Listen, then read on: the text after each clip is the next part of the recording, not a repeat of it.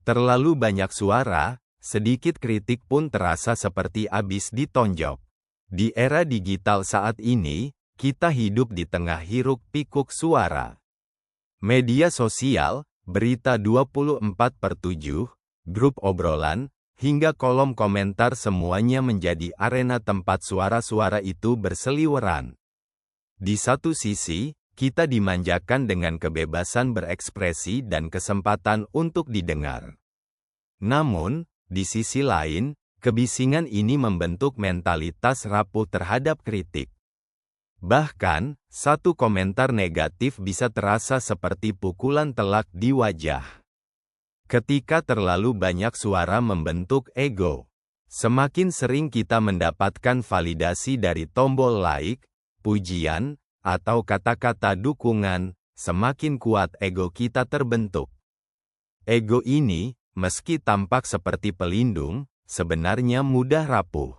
Ketika kita terbiasa mendengar hal-hal yang mendukung atau menyenangkan hati, kritik sekecil apapun akan terasa sangat menyakitkan. Hal ini terjadi karena kita mulai menilai diri kita berdasarkan apa yang dikatakan orang lain. Ketika suara-suara tersebut bernada positif, kita merasa hebat. Namun, saat kritik muncul, meski hanya satu di antara 1000 komentar baik, kita merasa tidak berharga. Mengapa kritik terasa seperti pukulan?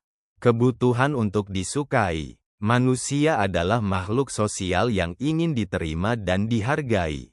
Ketika kritik datang, kita merasa ditolak, bahkan jika itu hanya persepsi kita sendiri. Kurangnya kebiasaan menghadapi kritik. Karena terbiasa dengan validasi, kita tidak terlatih untuk menerima masukan yang berbeda atau negatif. Kritik terasa seperti ancaman, padahal seharusnya menjadi alat untuk bertumbuh. Ekspektasi yang tidak realistis. Saat kita hidup dalam dunia yang penuh pujian, ekspektasi kita terhadap diri sendiri menjadi tinggi. Kritik kecil pun terasa seperti pengingat bahwa kita tidak sempurna. Belajar mengelola kritik. Kritik adalah bagian dari kehidupan.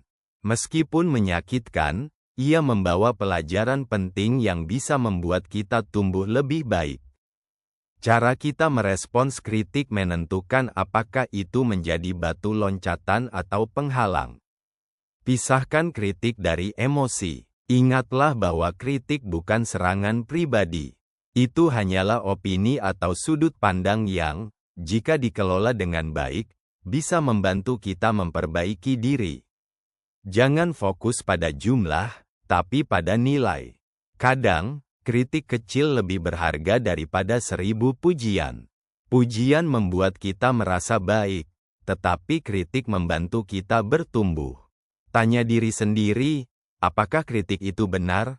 Alih-alih langsung bereaksi, refleksikan kritik yang diterima.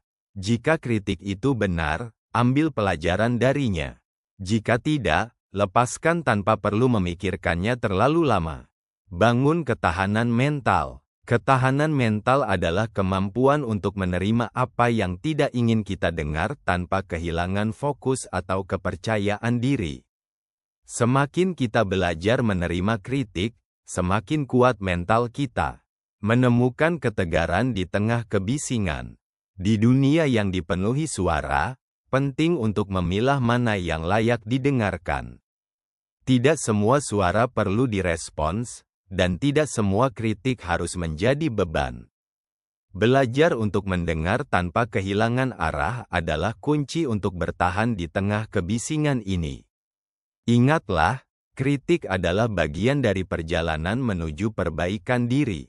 Jika kita bisa berdamai dengan kritik, sedikit demi sedikit, kritik itu tidak akan lagi terasa seperti pukulan. Sebaliknya, ia menjadi dorongan yang menguatkan langkah kita. Jangan biarkan satu kritik meruntuhkan fondasi yang telah kamu bangun dengan susah payah.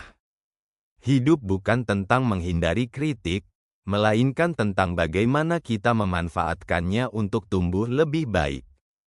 Ketika kita mampu menerima kritik dengan kepala dingin, kita bukan hanya menjadi lebih kuat, tetapi juga lebih bijak dalam menjalani kehidupan.